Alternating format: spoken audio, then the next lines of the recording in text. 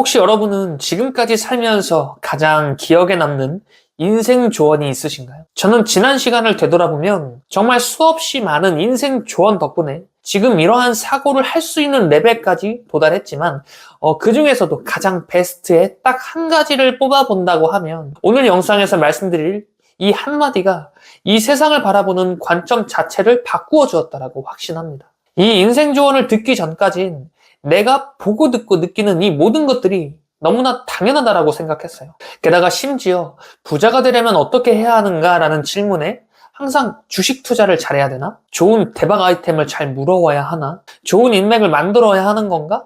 하는 이러한 방법론만 떠올렸다면 이 인생 조언을 듣고 난 이후부턴 도대체 왜 부자들이 하는 그 허무맹랑한 실체 없는 그 조언들이 실은 진짜 부자가 될 수 있는 핵심을 짚어주는 조언이 될 수 있는지 그것을 이해하게 되었습니다.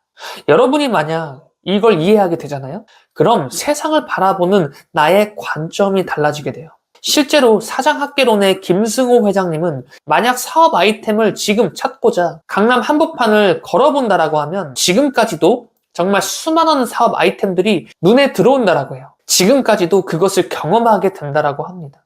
생각해보세요. 김승호 회장님과 여러분은 똑같이 강남 한복판을 걸어 다녔는데 왜 누구는 그렇게 길을 걷는 동안 수많은 사업 아이템을 찾아내며 하루에도 수십 가지의 기회를 맞이하게 되는 반면에 왜 여러분은 그저 그런 번화가의 모습만을 그렇게 경험하게 되는 걸까요?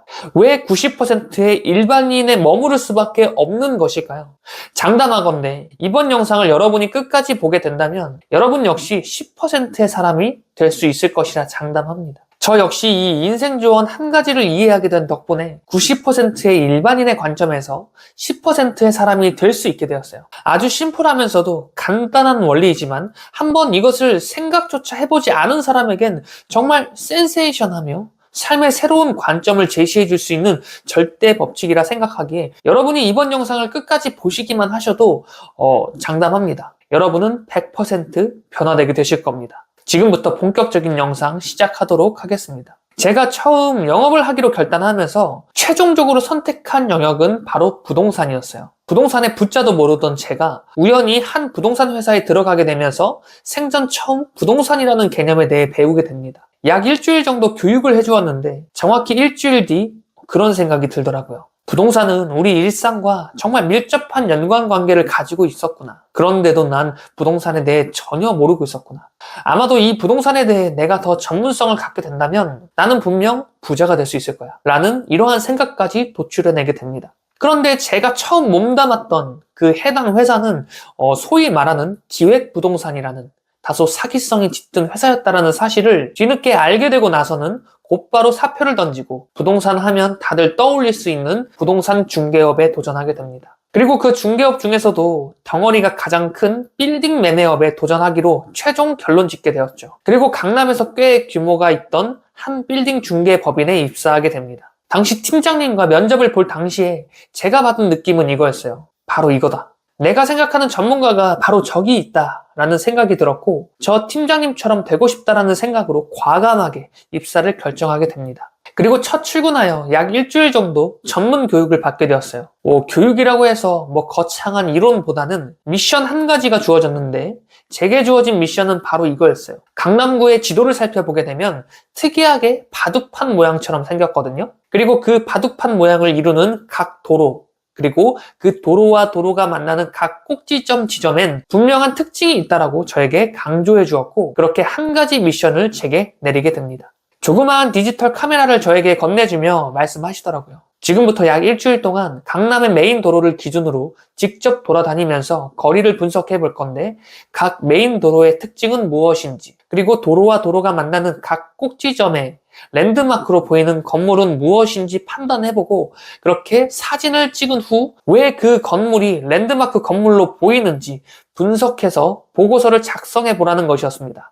그래서 그렇게 한 여름날 풀 정장을 갖춰 입고 그렇게 구두굽이 모조리 달아야 한다던 팀장의 말을 적극 실현하게 됩니다. 처음엔 회사가 위치해 있던 도산대로를 걷기 시작했어요. 정확히는 신사역에서부터 청담역까지 그 도로를 왕복으로 오고 가면서 각 사거리의 메인 건물을 찍어보고 도산대로의 분위기를 분석해 보기로 했죠. 그런데 처음엔 도저히 모르겠는 거예요. 제 눈엔 그저 거대한 도로밖에 보이지 않았고 그저 거대한 빌딩이 우거진 모습, 조금 더 특이점을 찾자면 외제차 브랜드가 모여있다?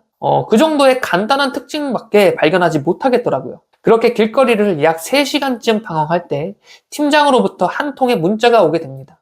이미 너의 상황을 짐작하고 있다는 듯한 말투로 잘 돼가냐고 묻는 팀장의 질문에 저는 팀장이 유추한 그대로의 답변을 보내게 됩니다. 잘 모르겠어요. 그냥 명품 외제차 브랜드가 모여있다라는 특징 말고는 잘 모르겠습니다. 그러니까 팀장님이 이어서 말씀하시더라고요. 생각보다 잘 찾았네. 주변에 어떤 건물이 보이지? 아, 지금 그 정도의 위치에 있구나. 거기에 어떤 브랜드 매장이 보이지? 그리고 그 인근에 한 명품 브랜드의 로고를 단 건물이 보이고, 아마도 너는 평소에 이 거리를 얼마나 다녀봤는지 모르겠지만 이 거리를 지금까지 오고 가면서 이런 명품 브랜드들이 모여있다라는 사실조차 자각하지 못했을 거야. 그저 그냥 당연하게 생각했겠지. 그런데 너가 거리의 특징을 찾아내보고자 세상을 바라보기 시작하니 비로소 그 특징들이 눈에 들어오기 시작했지. 그럼 여기서 한 단계만 더 나아가 보는 거야. Y라는 관점으로 다시 한번 거리를 봐봐. 왜 저 명품 브랜드들이 저 위치에 들어선 것일까? 하필이면 왜 저 입지이지? 아니, 조금 더 본질적으로 해당 건물의 높이는 얼마나 되지? 그럼 옆에 건물과는 또 왜 저런 차이를 보이는 것이며, 반듯한 네모난 모양이 아닌 왜 또 건물의 모서리 부분이 깎여 있는 듯한 그런 건물의 모양으로 저렇게 위치해 있을까? 왜 저런 모습을 하고 있는 것이며, 이렇게 왜라는 질문을 계속해서 던지며 답사를 이어가봐. 그럼 비로소 보이게 될 거야. 어쩌면 아주 간단한 조언이었을지 모를 팀장님의 이러한 조언은 제가 이 세상을 바라보는 판도 자체를 바꿔버리게 되었습니다. A라는 건물과 바로 옆에 B라는 건물이 왜 서로 다른 높이일까? 왜 저 건물은 모서리가 깎였을까? 저게 깎인 만큼 분명 더 손해일 텐데 도대체 왜? 계속된 Y라는 질문을 시작으로 전 도산대로의 한 가지 컨셉이 살며시 보이기 시작했습니다. 왜 도산대로엔 외제차들이 많이 지나가는 것일지, 그저 돈 많은 동네라서, 분명 그것도 맞을 테지만 단순히 돈 많은 사람을 타겟으로 하여 그곳에 입점했다기엔 매달 나가는 수천만 원의 월세가 과연 가치 있을까? 혹시 이곳에 입점해야만 할 그런 이유가 있진 않을까? 여기에 입점함으로써 월세보다 더 높은 가치를 얻어낼 수 있다면 도산대로를 달려 영동대교를 지나 아차산로에서 다시 유턴해서 다시 영동대교를 건너 도산대로로 돌아오는 과정, 이는 분명 외제차의 시승 코스가 분명했습니다.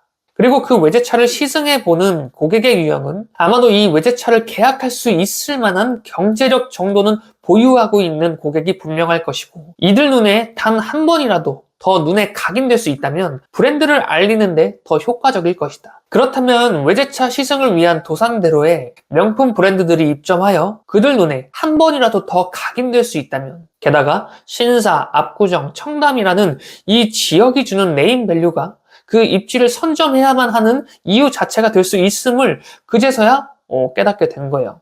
저는 그제서야 깨닫게 된 거였습니다. 이 세상의 모든 건 결국 인간의 욕망과 관련이 있다는 것을 그때 깨닫게 된 거예요. 욕망을 조율하는 과정에서 건물의 모양은 깎일 수밖에 없었고, 또 건물의 높이가 각각 다를 수밖에 없었던 거예요. 왜냐하면 조망권과 같은 서로의 이점을 침해하지 않는 범위 내에서 건물의 높이를 허락해 주는 것이었죠. 게다가 명품 브랜드와 외제차 브랜드가 밀집되어 있는 이유 역시 나의 브랜드를 소비해줄 고객이 모여드는 이곳에서 더 눈에 들어올 수 있는 입지를 선점하는 것만으로도 브랜드의 가치가 될 수 있었으며 경쟁력이 될 수 있다는 사실을 또 깨닫게 된 거예요. 그리고 심지어 이 왜라는 질문은 부동산이라는 영역을 뛰어넘어 더 넓은 영역에서 통용되는 절대적인 법칙이라는 것을 또 깨닫게 되었습니다. 지금 여러분이 보고 있는 이 유튜브, 그리고 이제는 일상에서 떼놓을 수 없는 카카오톡, 일상에 녹아든 이 모든 것들은 사람의 의도가 담겨있는 가치의 결과이자 인간의 욕망이 현실화된 각각의 모습이었던 거예요. 그리고 이렇게 각각의 욕망이 현실화된 이 현 시대는 점점 세상을 더 이롭게 하는 방향으로 흘러가고 있습니다. 내가 만약 부자가 되고 싶다면 이렇게 인간의 욕망이 흘러가는 이 흐름 안에 있어야 하는 것이 가장 첫째였으며, 마찬가지로 내 안에 담긴 욕망을 현실화하여 상품으로 만들어내고, 또 그 상품이 세상에서 적극 필요로 하게 될 때 비로소 우리가 그토록 원하던 경제적 자유를 얻을 수 있는 것이었어요. 여러분, 저는 이 인생 조언 덕분에 이 세상이 어떻게 구현되었는지, 그리고 이미 구현된 이 세상이 또 어떻게 점점 더 업그레이드 되어 가는지 그것을 바라볼 수 있게 되었어요. 그리고 이러한 깨달음을 얻은 직후 제가 느낀 감정은 확신이었습니다. 나는 반드시 부자가 된다. 왜냐면 이 세상의 진리, 본질을 바라볼 수 있을 이 눈을 가진 것만으로도 내가 부자가 될 수 있을 확률을 대폭 높여줄 것이라 그렇게 확신했기 때문이죠. 그리고 이 확신의 감정이 나의 5차원 세계에 전해지게 되면서 또다시 이 세상의 본질, 진리를 적극 활용할 만한 가능성의 문을 열어주게 되었습니다. 이것이 저의 믿는 구석이 될 것이고요. 제가 저의 성공에 점점 더 큰 확신을 가질 수 있는 방법입니다. 매일매일 왜라는 질문을 던져보는 거예요. 맛집을 볼 때도 저 집은 왜 맛집일까? 하는 이러한 질문을 던져보면 그 맛집의 본질이 보입니다. 마찬가지로 스마트폰 안에 어플을 이용할 때도 마찬가지예요. 모든 것에 왜라는 질문을 던지면서 그에 대한 본질을 하나씩 찾아가게 될 때 여러분의 성공은 점점 더 빠른 속도로 이끌려 오게 될 겁니다. 오늘 하루 여러분이 있는 그 자리에서 왜라는 질문을 스스로 계속해서 던져보면 어떨까요? 여러분은 반드시 성공합니다. 지금까지 드리밍 레오니즘이었습니다. 영상 시청해주셔서 감사합니다. 여러분도 주변에 그런 사람 한 명쯤 있지 않나요? 저 사람은 진짜 뭐든 척척 일이 풀리고 말 그대로 성공 가도를 달리는 것 같아 하는 사람 말이죠. 제 주변에도 그런 분이 있어요. 어릴 때부터 딱히 실패라는 것이 없었던 분이죠. 심지어 대부분이 불가능하다라고 믿는다는 나의 첫사랑과 결혼하여 지금은 아들 하나에 연봉은 대략 3억 정도 벌어들이며 아주 행복한 삶을 살아가더라고요.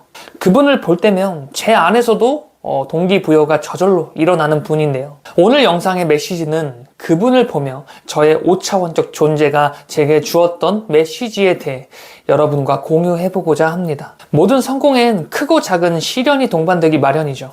다만 우리 눈에 보이는 건 그 사람이 이룬 성공의 순간들만 바라보기에 정말 시련 없이 평탄하게 성공 가도를 걸어오는 것처럼 보이는 것 같습니다.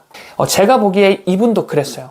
처음 제가 이분을 만났던 시기는 20대 중후반 무렵 경영 컨설팅이라는 영업에 뛰어들던 시기에 만났던 분이에요. 저의 사수였고 처음 그분과 마주하며 악수를 하던 시기에 저는 알 수 없는 전율을 느끼게 됩니다. 제가 운영 중인 시크릿 가이드 오픈 채팅방에서도 한 분이 말씀하셨는데 부처님이나 예수님 그림을 보면 머리 위로 둥근 월광이 비추고 있는 그런 모습이 공통적으로 있는데 그것이 탄생한 시초가 그것을 그리던 화가분들이 실제로 그 형상을 보고 그린 것이라는 말이 있다라고 하더라고요.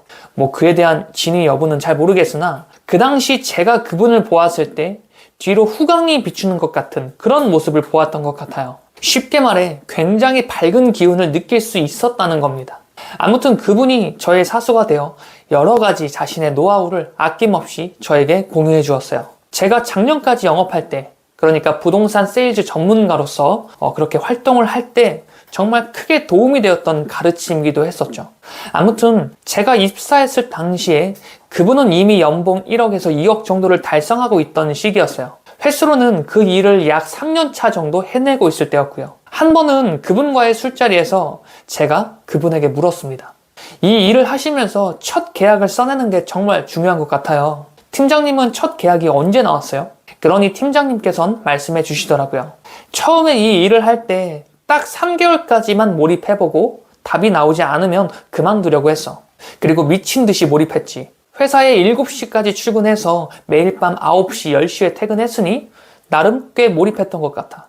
그런데도 계약이 안 나오는 거야. 그러니까 3개월간 소득이 0원이었지. 그런데 당시 나도 가정이 있던 때였으니까 어느 쪽이든 확실한 답을 내야만 했어. 그러던 어느 날 마찬가지로 9시 조금 넘어서까지 남아 머리를 쥐어짜고 있었는데 한 명이 저기서 터벅터벅 걸어오는 거야. 이 시간까지 있는 걸 보아하니 나와 같은 상황이거나 아니면 분명 상위 실적자라고 확신했지. 그래서 그 사람을 쭉 지켜봤어. 그러면서 알게 되었던 건 일단 최소한 나와 같은 상황은 아니었다라는 것이지. 서류를 정리하며 그날 계약 2건 정도를 성사시키는 모습을 보게 된 거야. 그때 너무 분하더라고. 나도 한다라고 하는데 왜 대체 나는 되지 않는 것일까? 그래서 내 담당 매니저한테 가서 이야기를 했지. 혹시 저분이 누구냐고 그렇게 물어봤고 그렇게 알게 된 사실은 지금 이 조직 내에서 항상 상위 10등 안에 항상 드는 실력자라고 답변을 받았던 거야. 그리고 그때 직감적으로 느끼게 된 거야. 아, 저 사람한테 배워야겠다라고 말이야. 그래서 매니저한테 저 사람에게 보내달라고 부탁했어. 팀을 아예 저 사람 팀으로 옮겨달라고 그렇게 부탁을 한 거였지. 처음엔 너무나도 당연하게 그 매니저는 거절했지만 난 이 부탁이 거절되면 퇴사 각오까지 한 상태였기 때문에 매니저는 하는 수 없이 그분에게 연결해 주었어. 그리고 그분도 한참을 고민하더니 끝내 수락해 주었고, 결과적으로 보자면 그때 내 선택은 최고의 선택이 되었어. 나는 정확히 그 다음 달부터 매달 소득이 1,000만 원 이하로 떨어져 본 적이 없으니까 말이야. 저의 사수가 만났다라던 그분은 저를 채용하였던 매니저였고, 특히 그분의 별명은 가성비 갑의 영업. 한 달을 30일이라고 쳤을 때 20일을 내리 놀다가 21일 차에 계약이나 쓰러 가야겠다 하고 그렇게 나간 뒤 그날 저녁에 바로 서류 하나를 들고 와서 곧바로 계약을 체결해버리는 영업 스타일. 매달 2천만 원 이하로 소득이 떨어져 본 적이 없다라고 하는 그분의 이야기를 그때 자세히 듣게 되었습니다. 저의 사수분은 그분의 가르침을 받고 그것을 자신의 영업에 어떻게든 100% 적용하고자 스크립트를 달달 외우고 모든 자료와 준비로 무장한 뒤 그 다음 달부터 1,000만 원 이상의 소득을 벌어들이게 됩니다. 저는 이 이야기를 들으면서 그때 깨달았어요. 아, 성공엔 방법이 있구나. 그냥 무작정 돌진하는 건 정말 어리석은 노력이구나. 노력에도 질이 존재하는구나. 라는 것을 깨닫게 된 거예요. 이와 비슷한 말을 하신 유명 유튜버가 있죠. 같은 경영 컨설팅으로 연봉 10억 타이틀을 손에 쥔 안 대장님도 말합니다. 노력이라고 해서 다 같은 노력이 아니라고 말이죠. 여러분, 저는 이땐 몰랐어요. 그 당시에 저는 그런 가르침에도 저 스스로를 믿지 못하였기 때문에 끝내 그 회사에서 계약을 써내기도 전에 나에게 온 그 기회를 포기해버리고 맙니다.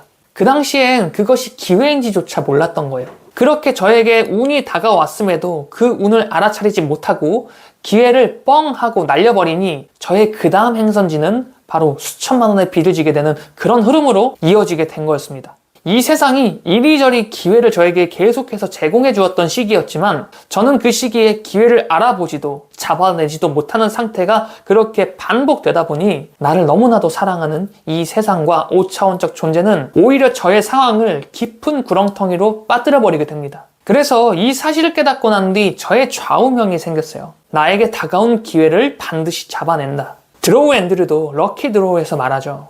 계획을 믿기보다 지금 내게 다가온 기회를 믿기로 했다라고 말입니다.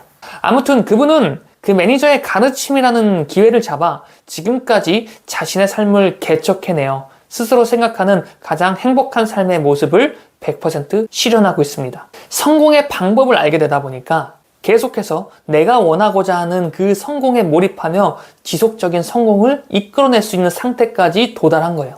그리고 자주는 아니지만 한 분기별로 그분을 만나서 대화를 나눌 때마다 지금까지도 저에게 내적 동기를 전해주는 귀인으로서 저의 곁을 지켜주고 있습니다. 자, 그리고 마지막으로 그 당시 제가 그 매니저에게 배운 내용, 그러니까 성공에도 방법이 있었구나라는 그것을 깨닫게 된 그 내용을 지금 여러분에게 공유해드리면서 이번 영상을 마치려고 해요. 저는 이 가르침을 딱 3년 뒤에 정확하게 이해하게 됩니다. 그리고 이 가르침을 이해하고 저에게 접목시킨 뒤 저 역시 월 1,000만 원을 처음 벌어들이게 되죠. 자, 지금부터 그 방법을 공유해 드릴 건데 그 가르침은 첫 번째, 내가 어떤 방향으로 나아가는지 그 방향을 정확히 알아야 한다는 거예요. 어떤 일을 하건지 간에 내가 무슨 일을 어떻게 하려는지 그것을 먼저 아는 게 중요하다고 해요. 대부분은 스스로 무엇을 하는지조차 모른 채 그냥저냥 노력을 이어가다 보니 이거 조금 하다가 저거 하게 되고 또 저 사람이 저기서 성과를 냈대라고 하면 또 저 방향으로 가서 그렇게 나의 방향이 이리저리 중구난방으로 방향이 틀어지게 되는 거예요. 그렇게 중구난방으로 방향이 뻗어나가게 되다 보니까 당연하게도 그 어떤 성공도 거머쥐지 못하는 겁니다. 그렇기에 그 어떤 결과도 얻어낼 수 없는 것이죠. 자, 그리고 두 번째는 상대방에 대해 알아야 한다라고 해요. 나의 방향대로 우선 밀어붙였을 때 상대방이 내 의견에 반박할 만한 그 내용은 무엇인지 미리 생각해보고 그에 대한 답변을 생각해보는 거예요. 그리고 필요하다면 그에 대한 자료를 준비하는 거죠. 특히 객관적인 수치가 들어가 있는 자료라면 훨씬 더 설득력이 높아질 겁니다. 자, 그리고 마지막 세 번째, 상대방이 빠져나가지 못하도록 아이스 브레이킹부터 클로징까지의 시뮬레이션을 한 차례 그려보는 거예요. 필요에 따라서는 스크립트를 작성해봐도 좋고요. 저는 이 스킬을 가르쳐 깔때기 이론이라고 칭하면서 직접적으로 저의 후배를 가르쳐보기도 했습니다. 그리고 실제로 3개월간 계약 한 건을 못 쓰다가 이 방법대로 플랜을 세워주니 그 다음 달에 정확히 4채 계약을 쓰게 되면서 2천만 원을 그날에 벌어들이게 됩니다. 여러분, 노력에도 방향이 존재합니다. 이 말의 의미를 가슴 깊이 새겨넣어 여러분의 잠재의식 안에 깊이 각인해 두시길 바래요. 그리고 그 방향을 제대로 보려면 가장 먼저는 우선적으로 필수적으로 선행돼야 되는 건 먼저 나에 대해서 알아야 합니다. 가장 먼저 내가 어떤 결과를 원하는지 그것에 대해서 구체적으로 한번 그려보고 현재 내가 서 있는 나의 위치에서 그곳으로 도달할 수 있는 그 방향에 대해서 먼저 정확히 바라보는 거예요. 그리고 그렇게 방향을 설정했다면 분명 이 방향이 맞다라는 나의 확신으로 꿋꿋이 그 방향대로 나아가시면 됩니다. 중간에 상대방의 반론은 너무나도 당연한 거예요. 그 반론을 극복하지 못한 순간을 가리켜서 우리는 이렇게 표현하죠. 실패했다라고 말입니다. 하지만 잠시 실패의 순간을 맞이할 수도 있겠지만 그것을 실패로 인정하기보다는 다시 새롭게 그 반론에 대한 답변을 다시 한번 준비해보고 또다시 부딪히길 반복하면서 반드시 성공의 순간이 내게 올 수밖에 없도록 노력의 방향을 통일시켜 나아가 보는 거예요. 그렇게 한다면 분명 성공의 순간은 내게 올 수밖에 없을 겁니다. 내가 포기하지만 않는다면 반드시 성공은 내게로 올 수밖에 없다는 거예요. 여러분의 가능성을 믿으세요. 여러분이 최초로 설정한 그 방향을 믿고 나아가시면 됩니다. 그럼 반드시 성공해요. 여러분은 반드시 성공합니다. 지금까지 드리밍 레오니즘이었습니다. 영상 시청해주셔서 감사합니다. 여러분 한번 상상해보세요. 여러분이 만약 20대라면 3천만 원의 빚이 생긴 겁니다. 또 여러분이 만약 30대라면 1억 원의 빚이 생긴 거고요. 만약 여러분이 40대 이상이라면 2억 이상의 빚이 생긴 거예요. 한번 상상해보세요. 만약 이런 상황이 갑자기 여러분 앞에 놓이게 된다면 그때 여러분이 가장 먼저 떠오르는 생각, 감정은 어떤 것일까요? 굳이 꾸며서 생각하려고 하실 필요 없습니다. 아마도 99%의 인간이 느끼는 감정은 두려움과 공포심이 분명할 거예요. 또는 내가 감당할 수 있는 범위를 초과한 두려움으로 인해 벙찌긴 하지만 신기하게도 평온한 감정이 오히려 들 수도 있을 겁니다. 실제로 이러한 상황과 마주했던 한 남성이 있었는데요. 그분이 그러시더라고요. 누구나 알만한 국내 스카이대를 졸업하고 인맥으로 연구소에 취업한 남성은 어느 날 생각했다고 합니다. 어떻게든 이곳에 취업하고 싶어 애를 태우는 사람들이 있던 반면에 스스로는 선배 백으로 이곳으로 들어와 편히 일하고 있던 자신의 모습에 스스로 현타가 왔다라고 해요. 그 생각을 끝으로 자켓 안에 있던 사표를 제출하고 퇴사를 하게 됩니다. 그리고 계속 이어서 생각했어요. 아, 사업을 해야겠다. 그런데 돈이 들지 않고 시작할 수 있는 사업이 어떤 것이 있을까? 지금에야 무자본 창업이니 스마트 스토어이니 이런 온라인 유통 창구가 존재해서 거의 무자본으로도 창업이 가능한 시대가 되었지만 지금 제가 이야기를 전해드리고 있는 이 사연의 시대적 배경은 시간을 거슬러 올라가 90년대 후반이라고 합니다. 그때까지만 해도 사업이란 거대한 자본을 투자하여 크든 작든 일단 리스크를 안고 시작해야 하는 개념으로 인식되었던 시기였죠. 사연의 주인공은 이리저리 아이템을 구상하다가 결국 몇 가지 아이템을 추려내기 시작합니다. 흙, 공기, 물. 이렇게 3가지였어요. 그러나 공기와 물의 경우 사업을 구체화시키는데 한계가 있다 보니 결국 최종적으로 선택한 아이템이 흙이었다고 해요. 구상은 이랬습니다. 당시만 하더라도 공사판에서 쓰고 남은 잔여물을 따로 빼두곤 했었는데 그걸 무료로 수거하여 처리해 주었고 그리고 거기서 나오는 흙이 필요한 다른 현장의 최저가로 판매하는 이런 사업 모델을 구상하게 된 거예요. 그리고 정확히 90년대 후반 기준으로 매일매일 현금으로 70만 원씩을 벌어들이게 된다고 합니다. 영업일 기준으로만 놓고 봤을 때도 20일이면 1,400만 원. 이걸 한 달 내내 하루도 쉬지 않고 일한다라고 했을 땐 약 2천만 원이 넘는 돈을 20대의 나이에 벌어들이게 된 거예요. 지금이야 월 1,000만 원이 비교적 우스운 시대가 되었지만 90년대 중반 그 당시에 아파트 시세를 보면 송파 잠실 주공 5단지 34평형이 1억 3,500만 원, 강남 대치 은마 아파트 31평형이 1억 5,200만 원이었으니 90년대 후반에 1,000만 원, 2,000만 원을 벌어들이는 건 지금으로 따지면 최소 한 달에 1억 이상을 벌어들이는 것보다도 더 큰 금액이었을 거예요. 그렇게 승승장구하기 시작합니다. 그런데 사연의 주인공은 말하더라고요. 나이는 어린데 주머니에 돈이 많아지면 그와 반비례하여 점점 사라져 가던 게 있었으니 점점 싸가지가 없어져 갔다고 했습니다. 20대의 나이에 이미 억대 연봉을 달성하던 시기였으니 점점 세상이 쉬워 보였다라고 해요. 그리고 점점 사업을 넓혀가기 시작했고 그렇게 건설사를 차려 아파트 시행 사업을 시작하게 됩니다. 그런데 그때 사람에게 뒤통수를 맞게 돼요. 사업을 넓혀가면서 다리를 놔주던 사람을 전적으로 믿게 되었고 점점 무리한 투자를 강행하게 만들었던 그 사람은 어느 날 갑자기 모든 자금을 회수하고 잠적하게 됩니다. 그렇게 약 30억이 넘는 빚을 지게 되었다라고 해요. 이제 막 30살이 되던 시기에 말이죠. 앞서 제가 여러분에게 질문드린 내용을 다시 한번 상기해보면 여러분이 만약에 20대라면 3천만 원의 빚이 생긴 겁니다. 또 여러분이 만약 30대라면 1억 원의 빚이 생긴 거고요. 만약에 여러분이 40대 이상이라면 2억 이상의 빚이 생긴 거예요. 이때 여러분이 느끼는 감정은 어떤 것이었나요? 두려움? 막막함? 이 사연의 주인공은 계속해서 이야기했습니다. 사람이 정말 올려다보지도 못할 벽을 만나게 되면 두려움, 좌절, 공포와 같은 감정보다도 오히려 평온한 감정이 든다라고 말이죠. 사연의 주인공은 오히려 평온한 감정에 정말 어떠한 의욕도 사라진 상태로 그렇게 1년간 PC방 페인의 삶을 살아가게 됩니다. 1년간 미친 듯이 게임만 했다고 해요. 아침에 아버지가 한심하다는 듯이 혀를 차고 나가면서 용돈을 놓고 가면 그 돈을 들고 그대로 PC방에 가서 새벽까지 있는 거예요. 그렇게 게임 속 캐릭터에 자신의 삶을 투사한 채 1년이라는 시간을 보내게 됩니다. 그런데 저는 참 여기서 사람의 인연이라는 게 참 신기하구나. 정말 일어날 일은 어떻게든 일어나는구나. 이런 생각을 하게 돼요. 1년 내내 한 PC방에서 그렇게 페인 생활을 하던 주인공에게 함께 게임하던 동네 아저씨들이 다가와 묻더랍니다.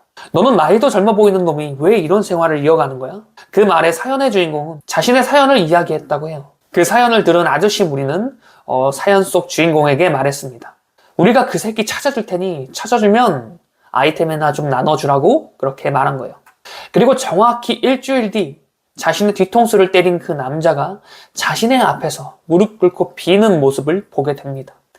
어떻게 찾아낸 건지 모르겠는데 일주일 만에 배신자를 찾아내었는데 신기하게도 또 아무런 감정이 느껴지지 않았다라고 해요. 그냥 자신의 죗값만 받게 만들고선 상황을 그렇게 종료한 겁니다. 그런데 어쨌든 회사의 실질적인 대표였기에 30억의 10% 정도인 3억 원이 자신에게 할당되었다라고 해요. 그리고 다시 무엇이든 해보자라는 생각으로 보험 설계사부터 기업 교육 강사, 그리고 자신의 가게를 창업하기도 하면서 그 모든 빚을 갚아내게 되었다라고 합니다. 그리고 말해요. 처음 그런 현실이 내게 벌어졌을 때 그저 이게 내 현실이 아니길 바랬던 것 같다. 그저 외면하고 싶었고 아무 생각하기 싫었던 것 같다. 그러나 다시 일어나서 하나씩 해결해 보려고 하니 정말 거대해서 쳐다도 보기도 힘들었던 그 거대한 벽이 어느새 해결되었더라.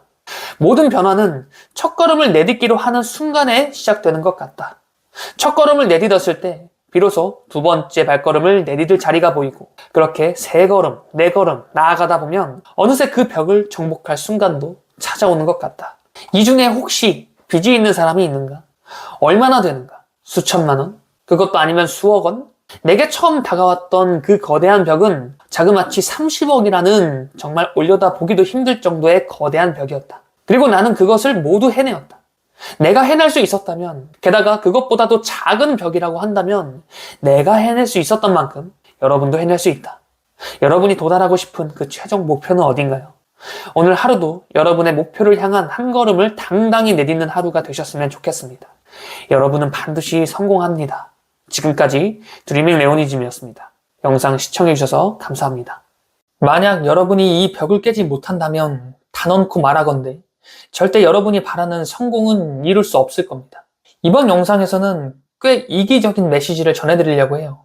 여러분, 저는 여러분에게 항상 여러분의 가능성은 무한하다라고 메시지를 전해드렸어요. 그런데 여기서 정말 주의하셔야 할 것이 내 가능성만 무한하다라고 판단하면 안 된다라는 거예요. 내 가능성이 무한한 만큼 다른 사람의 가능성 역시 무한하다라는 것이고 나 스스로 존중받아 마땅한 만큼 다른 사람 역시 존중받아 마땅한 사람들이라는 겁니다. 그런데 일을 오판하셔서 나만 존중받아야 하고 다른 사람의 가능성은 짓밟아도 된다라는 생각을 갖게 되면 반드시 그에 따른 카르마를 받을 수밖에 없어요.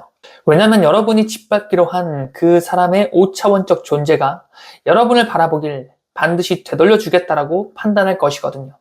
그래서 주의하셔야 합니다. 실제로도 유튜브로 인해 명성을 반짝하고 얻었다가 이것을 깨닫지 못하고 계속해서 질주하다가 다시 모든 현실이 내려앉게 된 사례는 수없이 찾아볼 수 있으니 분명히 자각하셔야 돼요.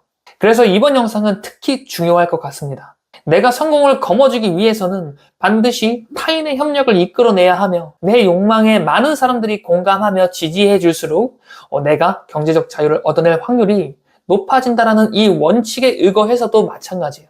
그런데 문제는 나의 가능성은 무한하지만 내가 바라는 그 현실을 거머쥐기 위해서는 반드시 경쟁해야 한다는 점이에요. 왜냐하면 이 사회가 경쟁 체제를 지향하고 있기 때문입니다. 예를 들어서 한 가수 지망생이 있다고 가정해볼게요. 그 가수 지망생이 가수로 데뷔하기 위해서는 수백 대 1의 경쟁률을 뚫고 데뷔라는 자리를 거머쥐어야 하겠죠. 왜냐하면 가수로 데뷔할 수 있는 TO는 분명 정해져 있기 때문입니다. 그런데 또 거기서 끝이 아니에요. 가수로 데뷔한 이후부터 이제는 랭킹 안에 들어갈 수 있는 경쟁력 갖춘 가수가 되어야 하는 과정이 또 필요한데 이 안에서도 사실상 무한 경쟁이 벌어지게 됩니다. 왜냐하면 멜론 차트 1위를 차지할 수 있는 가수는 단 한 명뿐이니까요. 이렇듯 모든 것이 경쟁인 이 사회에서 살아남기 위해서는 반드시 이 개념을 제대로 이해하실 필요가 있습니다.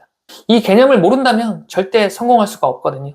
자, 한 일화를 소개해 드리려고 하는데 일전에 저에게 인생 조언을 해주셨던 빌딩 컨설턴트 팀장님의 일화를 소개해 드리려고 합니다. 팀장님이 23살 무렵 군대에서 막 전역하고 어느 날 강남 한복판을 걸어 다녔다고 해요. 그땐 정말 돈이 없었던 시절이었고 아직도 기억나는 게 8월의 한 여름날이었다라고 팀장님은 회상하셨어요. 길거리를 걸어 다니는데 목은 마르지. 그런데 주머니엔 정확히 800원이 있었다라고 해요. 미친 듯한 더위에 갈증은 심해지고 시원한 코카콜라를 마실 수 있다면 소원이 없겠다라고 생각했지만 정작 현실은 코카콜라 한 캔 사 먹지 못하는 상황이었다라고 합니다. 무언가 억울했대요. 그리고 잠시 발걸음을 멈춰 눈앞에 보이는 건물을 바라보았습니다. 높이 세워진 빌딩을 보며 그렇게 생각했다라고 하세요. 이야, 진짜 높다. 그리고 그 안에 들어서 있는 레스토랑을 바라보았다라고 합니다. 주머니엔 800원밖에 없었지만 그래도 레스토랑에 들어가 보기라도 하자는 심정으로 해당 레스토랑에 들어가 메뉴판을 보았다라고 해요. 그런데 코카콜라와는 비교도 되지 않을 만큼 비싼 음식을 보고 또다시 좌절하게 됩니다. 그리고 이어서 생각했죠. 여기서 식사할 수 있는 사람들은 정말 부자겠지? 이 생각을 떠올린 순간 불현듯 한 가지 생각이 더 강하게 밀려 들어오기 시작했고 팀장님은 전율했다고 합니다. 그럼 이 레스토랑이 들어서 있는 이 건물주는 매일매일 이 비싼 음식을 먹을 수 있겠네? 그 순간 팀장님은 결심했다라고 해요. 건물주를 만나야겠다. 그렇게 무작정 건물의 관리실로 가게 됩니다. 처음엔 거들떠도 보지 않고 문도 열어주지 않았다라고 해요. 그런데 계속해서 애원하니 하는 수 없이 나온 관리인은 자신은 건물주가 아니고 건물주를 만날 수 있게 하는 건 내 권한 받기라고 했다고 합니다. 그리고 명함 하나를 건네주었다라고 해요. 이 건물을 관리하는 사람인데 여기로 한번 연락해보라고 말이죠. 그렇게 또 무작정 전화를 걸어 건물을 관리하는 공인중개사를 만나게 됩니다. 팀장님은 강하게 어필했다고 해요. 무슨 일이든 시켜만 주시면 열심히 하겠다라고 말입니다. 그래서 그때부터 이 빌딩 컨설팅 업무를 그때부터 했다라고 해요. 하지만 말이 빌딩 컨설팅이지 처음 1년간은 대표자 2명의 운전기사 역할만을 수행했다라고 합니다. 미팅 장소로 이동할 수 있도록 하는 운전기사 말이에요. 게다가 심지어 미팅 장소엔 데려가지도 않았다라고 해요. 그래서 항상 차 안에서 기다려야 했고 거기서 책을 읽으며 항상 꿈을 꾸셨다라고 합니다. 그런데 더욱 가혹했던 건 그렇게 하고 받는 한 달 월급이 고작 30만 원이었어요. 그러던 어느 날 팀장님의 어머니가 팀장님을 불러 세우고 무릎을 꿇으셨다라고 해요. 제발 그 일 그만두고 정상적인 일을 하면 안 되겠냐라고 그렇게 말한 겁니다. 눈물을 흘리며 애원하는 어머니의 모습을 보고 마음이 찢어졌다라고 해요. 정말 이 일을 해야 하는 걸까? 이게 맞는 걸까? 하고 말입니다. 하지만 그 생각 끝에 도달한 결론은 포기하지 말자였다라고 해요. 그래서 그 길로 무릎 꿇은 어머니를 뒤로 한 채 집을 나왔다라고 합니다. 그리고 그렇게 3년이란 시간을 버텨내게 되었어요. 자, 생각해보세요. 월급 30만 원을 받으며 그렇게 3년입니다. 얼마나 많은 고통이 있었을까요? 하지만 3년이 지나고 그 다음에 팀장님은 20대 중반의 나이에 정확히 1억을 벌어들이게 됩니다. 그리고 매년 소득은 늘었죠. 게다가 빌딩 컨설팅 업계에 정착한 자신의 모습에 안주하지 않고 그대로 전 재산을 들고 미국 부동산을 공부하러 유학을 가게 됩니다. 거기서 여태까지 벌어놓은 모든 돈을 다 써버렸다라고 해요. 그리고 다시 한국에 돌아왔고 마지막으로 딱 한 번만 더 이 빌딩에 어떤 업종들이 각각 들어가야 하는지 그것만 마지막으로 배운다면 반드시 더 경쟁력 갖춘 전문가가 될 수 있을 것이라는 확신을 끝으로 점포 전문 부동산에 입사하게 됩니다. 이 이야기를 전해주던 팀장님은 그때를 회상하며 아주 빛나는 눈으로 제게 말하더라고요. 난 자신 있었어 라고 말입니다. 그렇게 4개월간 약 5,800만 원 정도를 벌었다라고 해요. 그리고 어느 정도 흐름을 이해하겠다라는 판단이 들고서야 다시 빌딩 컨설턴트 업무로 복귀했습니다. 당시 제가 본 팀장님은 자신의 전문성을 책으로 집필하기도 하고 TV에 부동산 전문가로 출연하기도 하는 등 정말 전문가적인 면모를 보이며 적극적으로 활동하고 계셨습니다. 그리고 팀장님은 이어서 제게 말했죠. 목표가 있다면 그 누가 뭐라 하든 간에 그 목표만 보고 가라. 부모님이 또는 친구가 또는 사랑하는 배우자가 나를 말리더라도 그들의 말을 내려놓고 오직 내 목표만을 보고 가야 한다. 정말 이게 맞는 건가 싶은 순간이 매 순간 존재하겠지만 끝까지 가보니 알겠더라. 이게 맞았던 것이라고. 팀장님 앞에서 무릎 꿇었던 어머니는 이제는 매 순간 아들 자랑을 하느라 바쁘다라고 하시더라고요. 여러분, 이 세상은 수많은 사람들이 존재합니다. 함께 공존하고 있죠. 그리고 그들 모두는 전부 무한한 가능성을 지닌 존재들이에요. 게다가 저마다의 정의와 가치관을 가지고 삶을 살아가게 됩니다. 자, 그런데 문제는 이거예요. 사람의 욕망은 한 방향이 아니기에 우리는 매 순간 사람과의 갈등 그리고 협상을 통해 사회를 이루며 삶을 살아가게 됩니다. 그리고 이 사회는 인간의 욕망이 매 순간 실현되며 점점 더 최적화를 이루어가고 있죠. 그래서 우리는 알게 모르게 누군가의 욕망에 동의하며 삶을 살아가게 됩니다. 예를 들어서 흔히 카카오톡과 같은 이런 플랫폼을 보더라도 스마트폰 안에서 메신저를 통해 사람과 사람이 소통하는 세상. 이 생각에 우리는 적극 동의하기에 하루에도 수차례 카톡을 들여다보며 누군가와 소통을 하게 되죠. 이렇듯 우리가 경험하는 이 세계는 누군가의 생각이 적극 실현된 세상입니다. 그리고 이 모든 생각은 너무나 정교한 체제로 이제는 다듬어졌고 우리는 그 체제에 적극 길들여지게 되면서 너무나도 편리한 삶을 또 그렇게 경험해 가게 됩니다. 그런데 여러분이 성공을 거머쥐기 위해서는 누군가 제시한 이 편리함을 거절할 수 있어야 돼요. 누군가가 정해놓은 그 정석이라고 하는 그 길을 거절해야 하고요. 누군가가 그건 틀렸다라고 말하는 그 사람의 생각을 거절해야 돼요. 누군가가 나의 생각에 개입하는 것을 먼저 거절해야 진짜 내가 바라는 무언가를 찾아낼 수 있다는 거예요.